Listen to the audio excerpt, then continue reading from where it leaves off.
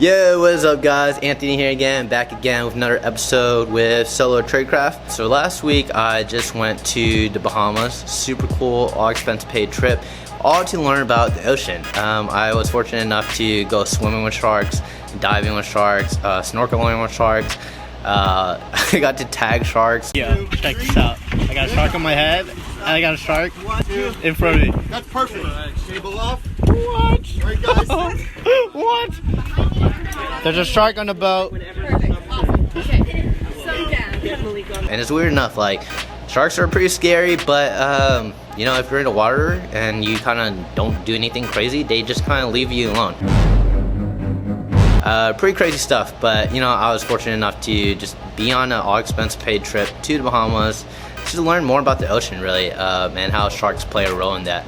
And that's something I want to talk about more, like, later on in my future videos, about how possibly we can, you know, with other stuff we're private labeling, it's like, how do we build like more sustainable products, or how do we build more eco-friendly products? So stay tuned for that and everything. But in today's episode, we're going to talk about Amazon PPC, right?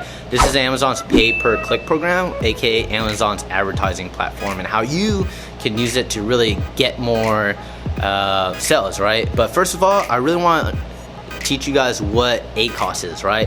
ACoS is a super important factor in optimizing your Amazon PPC campaign, and a lot of people don't know what it is and how to calculate it, right? So let's go over that right now.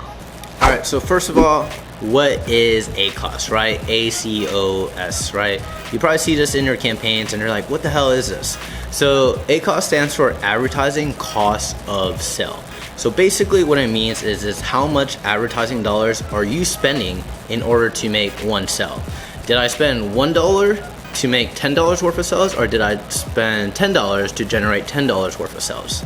And as just a visual cue, this is what it's going to look like in your Amazon Seller Central account. It's the column on the right hand side. So why is ACoS important? You want to understand if you did spend $1 to generate $10 worth of sales, or did you spend $10 to generate $10 worth of sales? If you spent $10 to generate $10 worth of sales, then you're probably losing money. But say your ACoS is really low, right? So maybe you're spending $1 to generate $10 worth of sales. So maybe you net $5, right? But with advertising costing $1, then you net $4, right? So this is why ACoS is really important in like optimizing it. And let me tell you like how we do this. For example, so in a situation where we have to spend $10 of ad spend, right, to get $10 of sales, the ACoS would be 100%, right? So $10 of ad spend divided by $10 of ad sales is going to be 100% ACoS.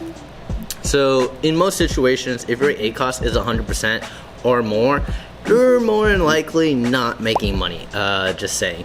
So how do we figure out our break-even ACoS, right? Because that's the magic number of where we want our ACoS to be. Our ACoS is going to be different, or optimal break-even ACoS is going to be different for every single item, just because of the profit margins for every item.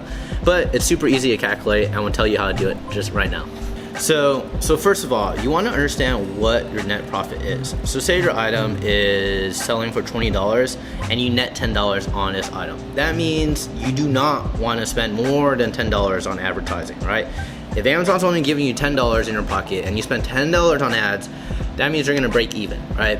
Working backwards, we're going to figure out what your ideal ACoS is, because every item is different, because each item has a different selling price, each item has a different net profit. In this example, our item sells for $20 and we net $10, right? So let's do the math and work backwards to determine what the ideal ACoS is. So ACoS is ad spend divided by sales. So in this scenario, say you're spending $10 on ads to make one $20 sale.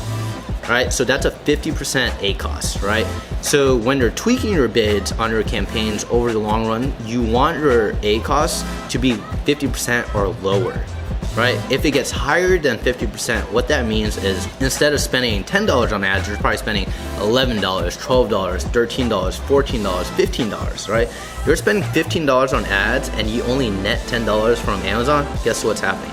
You're losing $5 on every single sale on Amazon, right? So keep that in mind. And then on this slide, right, this is a visual cue of what it's gonna look like in the area where you update your bid price per keyword. Basic rule of thumb when it comes to adjusting your bid price, if your ACoS is higher than 50%, you want to lower your bid price by 25% each week till it gets lower than 50%. If your ACoS is lower than 50%, right, then keep pushing your bid price up each single week by 25%. That's the way I tweak it, right? This is the easiest way to kind of go about it if you're a beginner in PPC. There's different strategies for it though, right? But basic rule of thumb, you want it to, in my opinion, like hitting that break even ACoS or just lower is perfectly good. Because the role of PPC in my situation I like to do is I really like to have sales velocity at the highest level that I can. Because this gets your keyword rank like really high and helps you maintain that position, right? So as long as you're not losing money, then you're spending more to make more sales, and that's good for Amazon's algorithm. Got it? Cool. All right, so now that you know how to calculate your Amazon ACoS to determine your break-even and profitability points, watch my other video I'm about to release on the one PPC campaign that every Amazon seller should do, right? It's super easy to implement, takes less than 10 minutes to do, and every Amazon seller should do it, and it's like one of the basic tips that I've learned in the very beginning of my Amazon journey. And I think something you should know too, because if you're not, you're gonna be losing out on a lot of money, all right? And the best part of that, like I said, it only takes like 5 to 10 minutes to set up. But that's it for today. I'm gonna head to the gym. See you guys later.